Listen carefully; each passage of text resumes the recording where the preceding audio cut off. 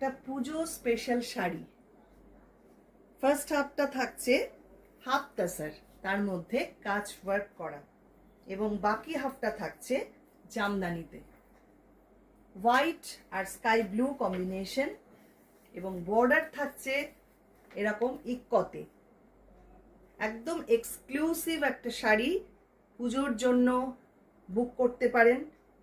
এই হচ্ছে শাড়িটার লুক। পুরো আঁচলটা মানে পুরো হাফ শাড়িটা জুড়ে থাকছে কাজ ওয়ার্ক করা। অসাধারণ দেখতে শাড়িটা।